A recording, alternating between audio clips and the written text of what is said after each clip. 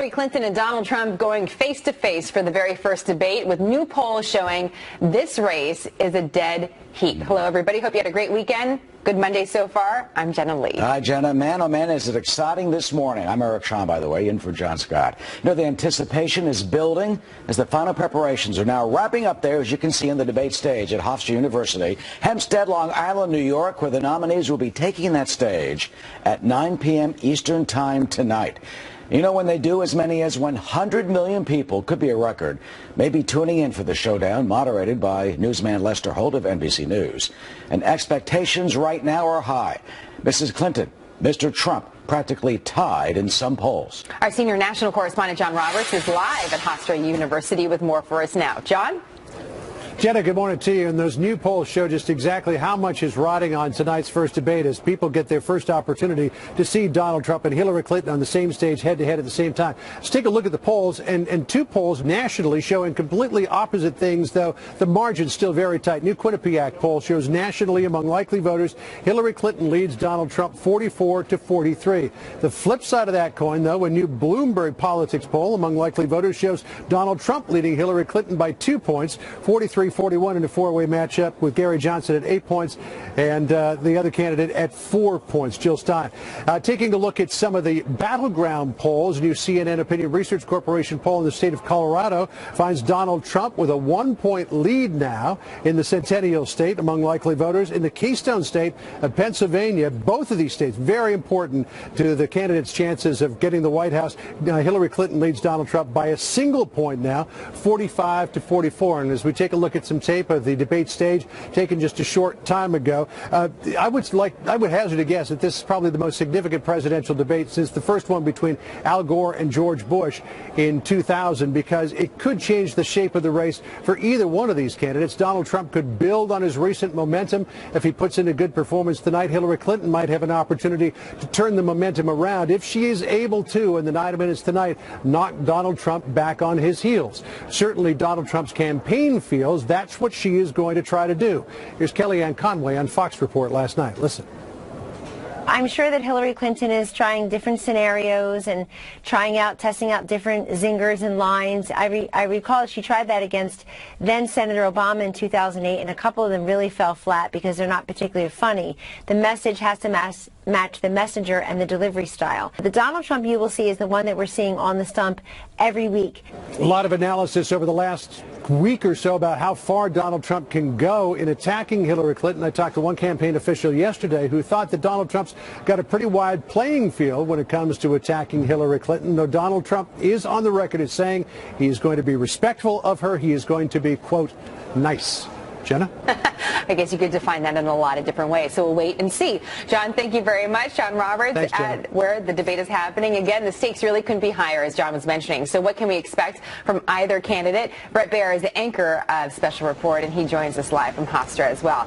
Bret, as we were watching Bill and Martha, it almost looks like college game day with you have the different crowds, cheering already. Here we are hours before the big game, if you will. I'm just curious if you can give our viewers the feeling of what it's like at the university today. What's the buzz? Yeah, there's a lot of excitement, Jenna. Good morning. It is, the students are out and about. Remember, Hofstra is one of the only places in the country that has seen consecutive presidential cycles hosting presidential debates. This is actually the third in a row here at Hofstra on Long Island. I don't know, can you just get a super wide shot? Let's just pan over here. Watch out for this thing. This is the riser in front of the debate hall, and there's a whole string of media from around the world. And I don't know if you can see all the way down, and this is closed off for security, and they've got pretty tight security, but the students are out and about, walking around. We expect that there will be some walkthroughs inside on the set, and we'll be in there for Special Report later on tonight at 6. They've been finalizing all the lights and all of the different angles. Everything is down to the minute detail. Each campaign has to agree to it, Jenna, and And that's where we are, but it is exciting. Well, we appreciate just seeing that riser there, and thank you to your cameraman. They always love it when we do impromptu shots like that. Yeah, they love that, we appreciate it. We appreciate the look. You know, NBC moderator Lester Holt is in charge of moderating this debate, and an article on NBC's website really caught my attention. I'm curious your take on it because you've moderated debates as well. And this article talks about a set of rules, of secret rules that govern the event that the candidates agree to, but that we don't know about. Brett, what is that all about? Well, basically, they're not so much rules, all of them, as they are stipulations by the both campaigns, and they eventually get to agreement. I mean, we're talking about things like the temperature in the room is going to be 67 degrees, and they're going to stand in front of a blue backdrop and not a red one. And you heard about the podium size, that Hillary Clinton will get a smaller podium that looks like proportional so that the shot looks the same compared to Donald Trump. Those kinds of things are in that secret rules that eventually we find out about. But the rules are that there are 6 15-minute segments that Lester Holt will come up with topics, and then he'll ask a question. One candidate will have 2 minutes to answer, and then the rest of that 15-minute segment will be used to get the candidates to go back and forth and contrast each other, hopefully on policy. But as you know, this is a unique race, and we don't know what the dynamic is going to be, what the dance will be between Donald Trump and Hillary Clinton. As someone who's moderated the debates before, Brett, is there any interaction between the moderator and the candidates before the event? Very little. You know, it's like maybe a drop in to shake hands and say hello, and then that's it. And then during the debate itself, you know, I would expect Lester Holt to, because he's under so much pressure and it's become such a focus, to do some pushback, but he'll have to do it on a fact-check basis, probably on both sides, and he'd have to be ironclad in whatever he's fact-checking, that in fact doesn't have any gray area. Well, and we'll see. We'll see exactly what tone the debate takes almost within the first few minutes. All the more reason to watch. I just was wondering if you could play out the day for either candidate for us, Brett, because we've seen both teams very aggressively pushing a narrative ahead of this debate, and they're doing it for a reason. Just tell us a little bit about what the candidates are doing and what you're seeing from either team ahead of the big dance tonight. Well, they're all setting expectations, and the campaigns are setting expectations, but they are still prepping on the Clinton side. We're told that there was a debate session today, and there was one late into the night last night. We're talking about a debate, mock debate, where Hillary Clinton goes up against Philippe Reines, her longtime former aide, who is playing the role of Donald Trump.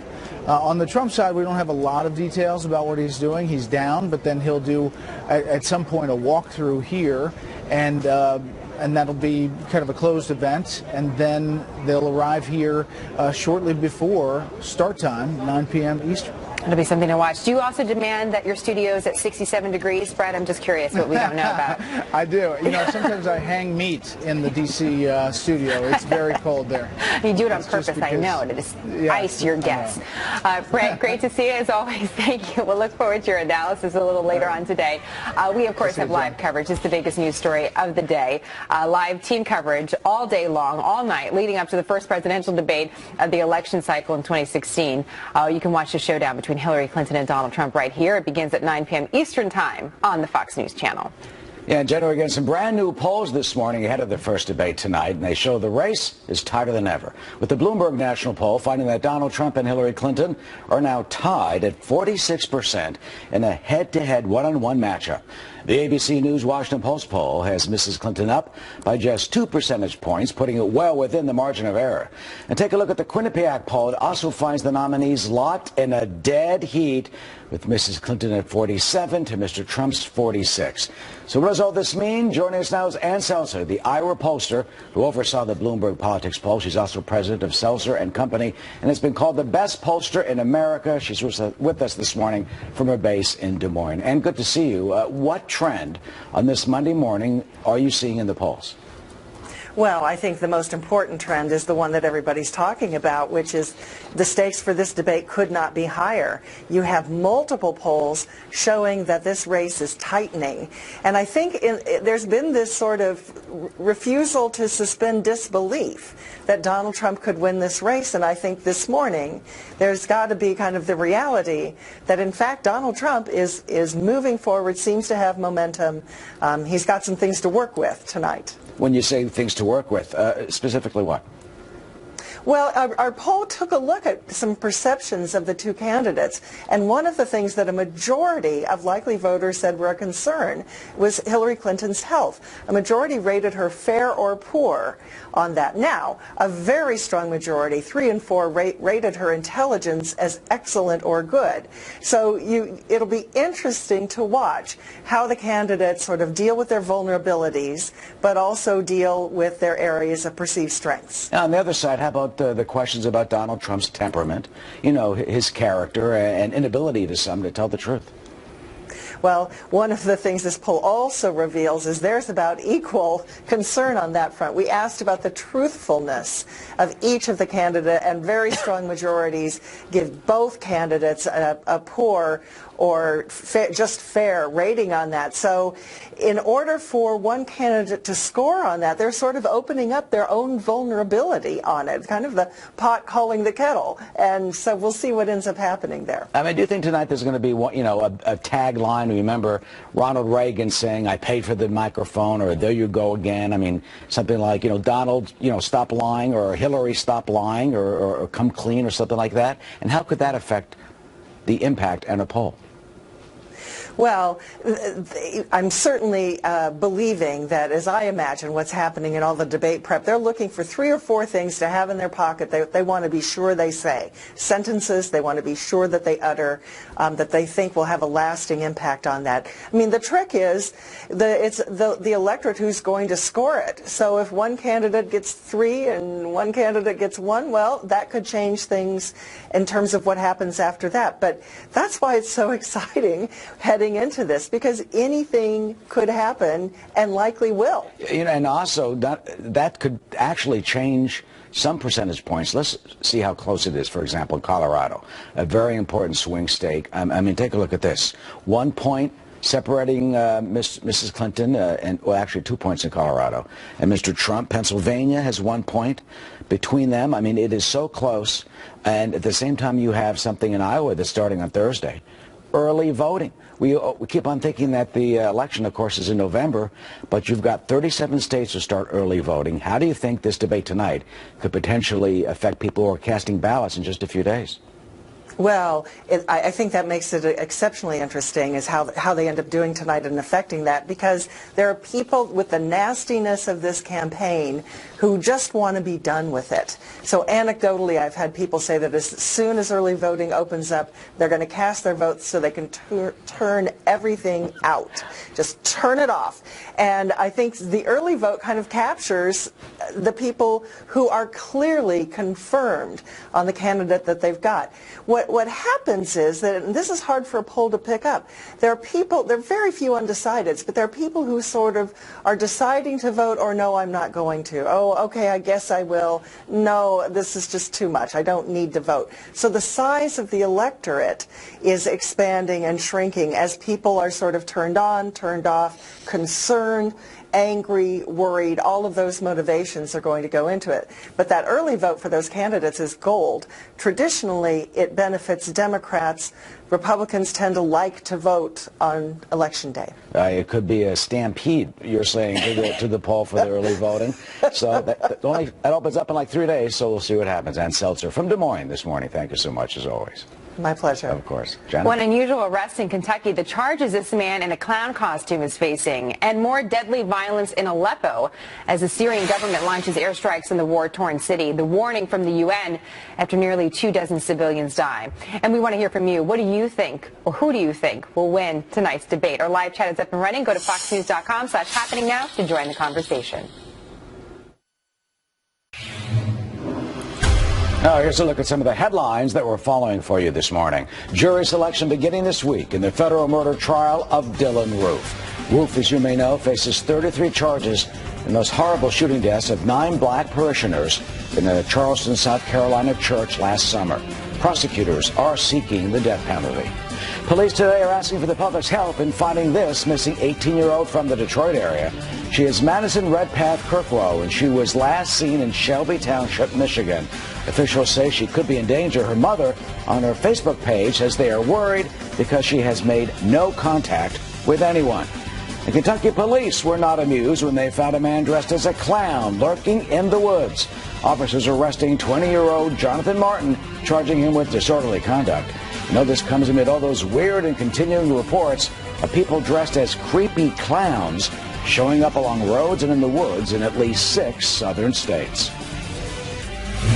Well, now we're going to move overseas. The Syrian government airstrikes pounding the city of Aleppo yesterday, killing nearly 24 civilians, and the violence leading the UN Security Council to call an emergency meeting, warning Syria's government that military action against its citizens could amount to war crimes. Connor Powell's live from Jerusalem with the very latest from what happened today. Connor?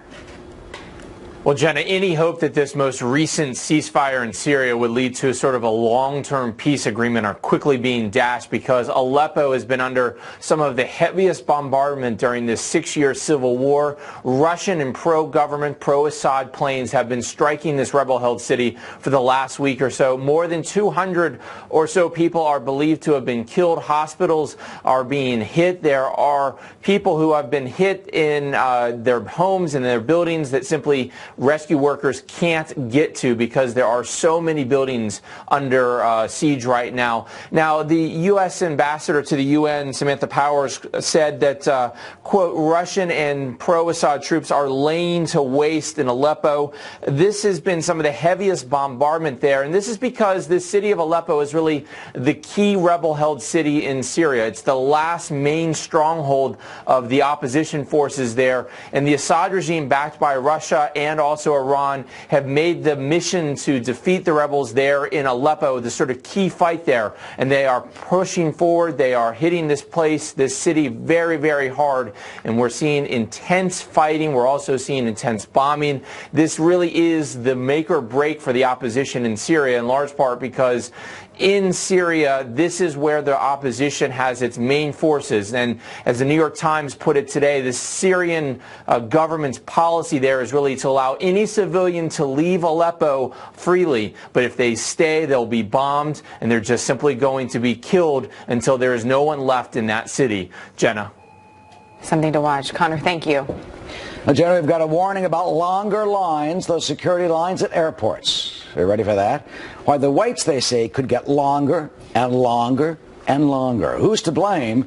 Can we do anything about that? Well, the young voting group known as millennials, they seem to be turning their backs on both Donald Trump and Hillary Clinton. Polls in one state finding nearly half the young people want Libertarian Gary Johnson or Green Party nominee Jill Stein.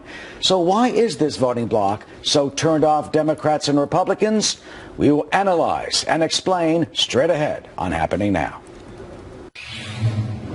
Well, right now, some new concerns for airline passengers, with the TSA warning that long security lines we saw a few months ago could be back just a few days from now. And Congress may be to blame. And here's the reason why. If lawmakers can't agree on a budget by October 1st, then the additional TSA staff brought on to help decrease wait times over the summer may wind up getting laid off. We'll keep you posted on that. All right. Well, America's election headquarters now focusing on millennials. You know that there are more of them than there are baby boomers. Polls show both Donald Trump and Hillary Clinton having a pretty tough time attracting a lot of them. Many in the key voting bloc turning to the third-party candidates, and they're doing so in large numbers in the important swing state of Colorado. And that is where Alicia Kuna is now live from Denver with the very latest on those 18 to 34-year-olds. Alicia, I guess, are going their own way. Hi, yeah, they absolutely are, Eric. This voting group, age 34 and under, they really are one tough crowd for both candidates, and in this battleground state, it's even worse. One has no political background, just straight up runs for candidacy because he has the money behind him. And then the second one has a political background, but also has a political background that isn't necessarily honest. Recently, Hillary Clinton assured younger voters she will address their concerns like climate change and immigration reform. I also know that even if you're totally opposed to Donald Trump, you may still have some questions about me. I get that. They've both made the rounds on the late-night shows. Hillary sat with comedian Zach Galifianakis. As secretary, how many words per minute could you type? Polls show she still has a lot of work to do. In August, a Fox News Channel poll showed Clinton leading Trump among millennials by 26 points, a lead that shrunk by 2/3 this past week when Libertarian Gary Johnson and Green Party candidate Jill Stein were included. In Colorado, Johnson and Stein take a combined 46% of the millennial vote. Analysts say there is also a fifth option. Unless they're properly motivated, they're not going to turn out. Enter Bernie Sanders and President Obama, dispatched by Clinton in hopes their millennial street cred rubs off on her. I really didn't want to pick Hillary Clinton, honestly. I just thought that she was the lesser of two evils, so that's why I chose her. And many young Republican voters aren't feeling it either. Probably more against Hillary than for Donald Trump. And Eric, if it isn't hard enough already for both the GOP and Dems, a Pew Research study last year found that most millennials, get this, don't even like being called millennials. So try polling that. Eric. Well, I don't like being called a baby boomer. So, all right, Alicia, thanks so much. Gen Xer, yeah. Jenna, that's it. Jenna. Well, counting down to the first presidential debate between Hillary Clinton and Donald Trump, one of the major themes tonight, national security. So who will fare better on keeping America safe? Plus, the Midwest could see historic flooding, how they're preparing for rising waters with more bad weather on the way.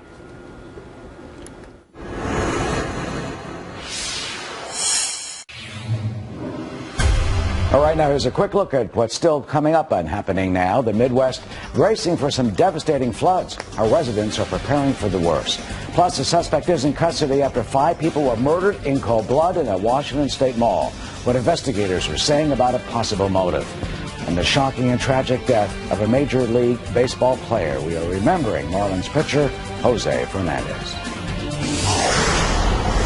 A Fox News alert now. We're just hours away from the first presidential debate. Hillary Clinton and Donald Trump facing off on stage for the first time at Hofstra University in Hempstead, New York.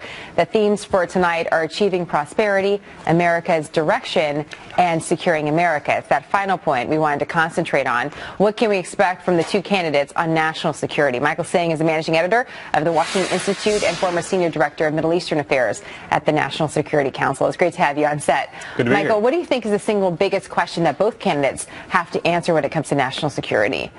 Well, I think it's a different question in each of their case. I think for Donald Trump, who has no government experience, the question would be what prepares him to take on this challenge, especially given the sort of inconsistent nature of a lot of his comments. I think for Hillary Clinton, she's trying to run not as President Obama's Secretary of State, but as something new. And I think that will be the difficulty, is how does she separate herself from that legacy? I'm curious, from your experience working in government and amongst a lot of different advisors and officials and elected folks as well. Does government experience help you in making some of these big national security decisions, or can it be hurtful? I think it does help. Maybe I'm biased because I have been in government, but foreign policy, dealing with the world, is not really like dealing with anything else. It's not like business. It's not like other things you encounter, because essentially it's a world with no rules. It's a world where power matters, where alliances matter, and those are tricky things to navigate, and really experience is the only way to figure it out. It's interesting that you say it's a world with no rules. I wanted to play a little bit of an interview that was aired on 60 Minutes last night. It's with the King of Jordan, and the conversation was about America's way forward in the Middle East. Let's play a little bit of that sound.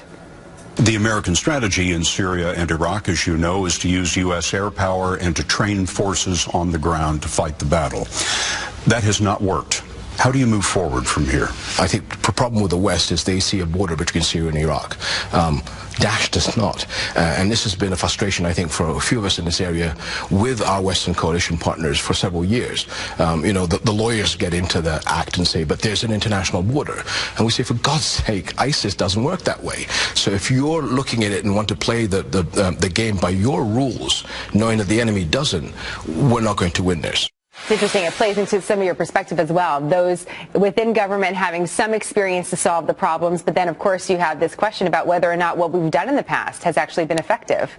Well, that's right. And so often in the United States, you either hear that we're going to go defeat ISIS militarily, or that we're not going to put in troops and we're going to use diplomacy to fix it. And neither answer is really right. In fact, you need to use lots of tools at the same time to really change the military balance on the ground and then reach some kind of political settlement that allows you to get out.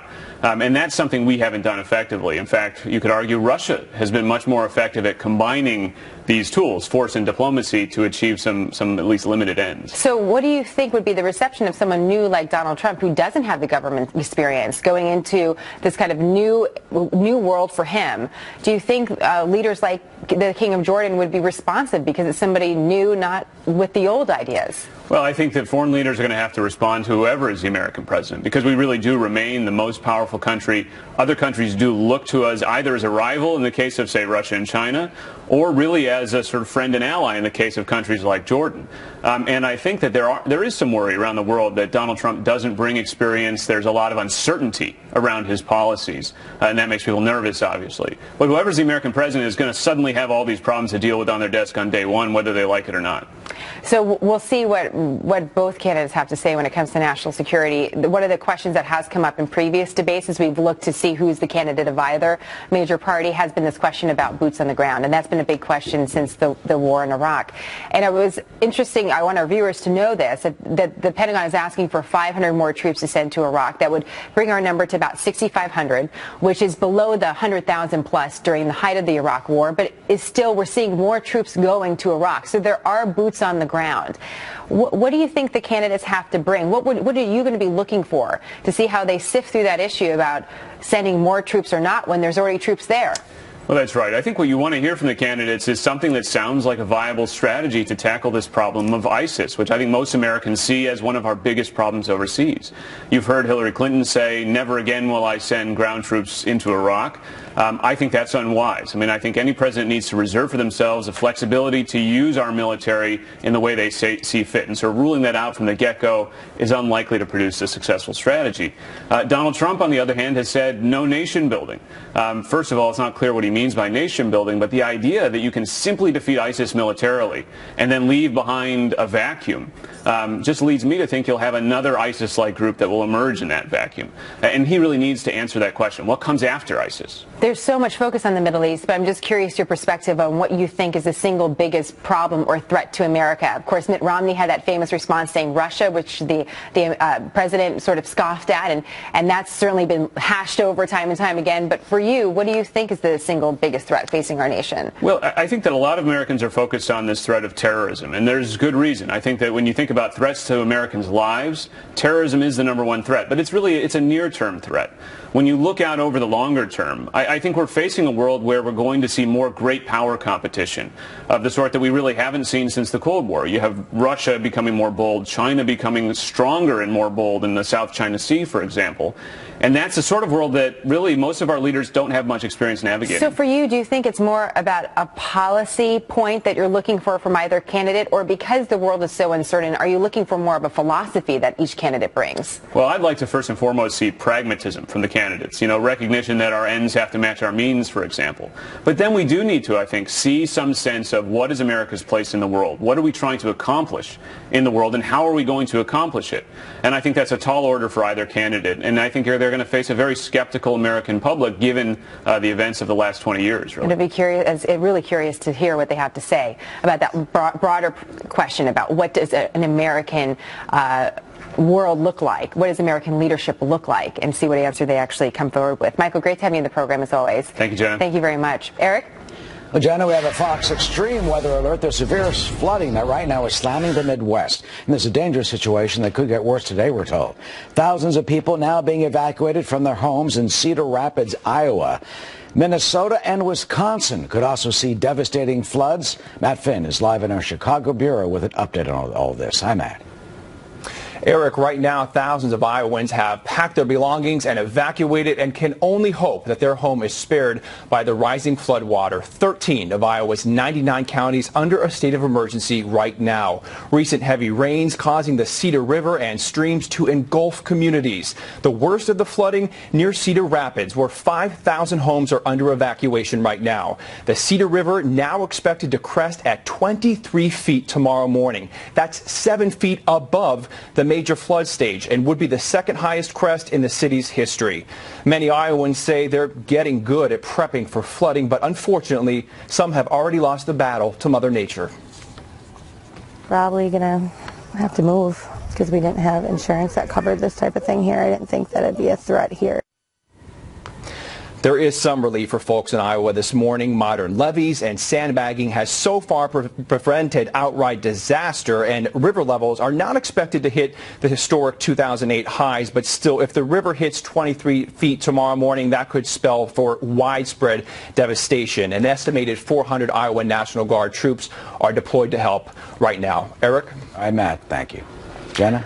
A ship coming to the rescue of a young fisherman missing at sea for more than a week. The big question investigators are still trying to answer about his disappearance. Also, the suspect in that deadly mall shooting facing a judge today, what police are saying as they try to figure out a motive for the attack.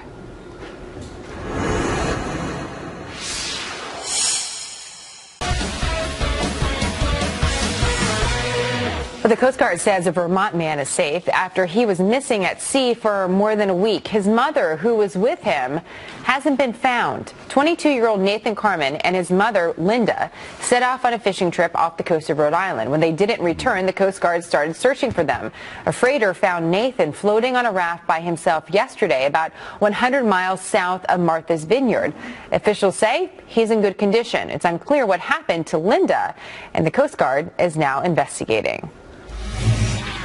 Well, the man accused of shooting and killing 5 people in cold blood in a Washington state shopping mall is appearing in court for the first time today. Police tracked down 20-year-old Arkan Satan nearly 24 hours after they say he opened fire Friday inside a Macy's store. Investigators still trying to pin down an exact motive for this shooting. And they're saying it is too early to rule out terrorism. You know, after a spree of mall attacks have happened in our country, including a shooting at a Houston shopping mall this morning. That shooting wounded 9 people and left the gunman dead. The shooter, they say police even opened fire on people in Houston as they were sitting in their cars, no motive known yet. Eric Custer is a criminal defense attorney who joins us. Jonah Spilborn, former prosecutor and also a criminal defense attorney. Eric and Jonah, welcome. Let me start with what happened in Washington state with the shooting on Friday night. I mean, it seems like there's a new pattern. What do you think they're zeroing in on with Satan right now in case it's a potential terrorist motive? Well, you know what, Eric? I don't think this one is a potential I don't think there's a terrorist connection there for a couple of reasons. Number one, this kid, the shooter, 20 years old and already has a domestic violence history. So I'm thinking this is an escalation of something that was wrong with him emotionally. Number two, they do think there's a connection between him and an ex-girlfriend who once worked at a Macy's. Now, I know that's very remote, but to me, it makes more sense that this was more personal in nature and not an act of terrorism. Yeah, you know, Eric, it's such a tragic case because one of the victims was a 16-year-old girl who survived cancer, and also there was a 95-year-old woman who was shot to death, allegedly by Satan. And Jonah has a point. I mean, he had a criminal history. He had drunk driving arrests. He apparently had allegedly assaulted his stepfather at some point. Could he be kind of a copycat, taking an idea of these other shootings, and it's not terrorist related? It's possible, because oftentimes when you see in domestic violence cases and people who have those types of histories, their logic is not all the way there. They want to hurt someone, they want to make a statement, and it may not be terrorism in our traditional sense of what terrorism is, but it may be him lashing out, for example, at his ex-girlfriend who worked at the Macy's, because these people sometimes just all the pieces just don't quite fit, and they do crazy things like this that are often very tragic. Well, obviously they're going to be talking to the ex-girlfriend, going through his computer, going through his cell phone, and finding out if there's what he's been looking at. Yeah, but the other main thing is apparently he walked into the mall without a visible gun. Does that mean he pre-planned this and planted a gun someplace in there, or did he have help inside the mall? Those are other areas that they're going to have to look at. Also, then the other last week in Minnesota, we had stabbing spree that allegedly by Dahir Ahmed Adan, and he was a Somali-born young man. You know, there's a whole Somali community in Minnesota. They've been very concerned about this. We've seen young men go from Minnesota to Somalia and join al-Shabaab and try to be involved in the Islamic radical terrorist attacks there. How do they pin down whether or not he was inspired, part of something there, or if it was something else? Computer technology. They're going to search his computer, see what he's been searching, see what his cell phone records are, see who he's been talking to and chatting with. They're going to check apps on his phone as well. Those are the pieces that the FBI can put together to see exactly what kind of pattern this person has. Because it all comes down to if they were self-radicalized, who were they speaking with and where did they get their information from? You just saw a picture of him, Dahir, and you constantly hear, Jonna, friends say he was, a terrific kid. Everyone is totally shocked, and we constantly hear the same pattern being repeated when there are these type of attacks. Yeah, I know, and I'm not swayed by the people who think he was a choir boy, if that's what they're coming out and saying. But how much do we really know? I think Eric's a great guy too, but when he leaves here, I don't know what he's going to do. But I'm sure I'm not going to commit an act kill of somebody, terrorism. Jonah. So that doesn't sway me that his friends thought he was a nice guy. I think what's going to sway me more is, let's suppose Eric is correct, and there's a plethora of information that he's been self-radicalized on the internet. Why are we not catching that, Eric? I mean, when you go on the internet, you can't shop any place without getting followed around by the places that you shopped. We have the technology to do that. Why can't we catch it before it gets to this? And that's what we have to do. The bombings in New York and New Jersey. We have to start catching these people when they're searching for these radicalized websites, when they're looking at these videos constantly, and when they're going to this. Because just like John said, if you go on Amazon and search for sneakers, then all these ads are going to pop up everywhere. So why doesn't the government follow those people and start investigating them early on? Pull their cell phone records, see who they're talking to, and see what their messages are. This is continuing, and sadly, there's another one this morning. We do not know the motive of the one that happened in Houston, who the gunman is, who the suspect who has been killed by police were told, but certainly that'll be part of the investigation. Eric and John, thank you for joining us as always. Thank you. Of course. Jenna? Well, Eric, some new court action linked to the Wells Fargo banking fraud case. Why former employees are the ones suing after the company was accused of opening fake accounts for its customers.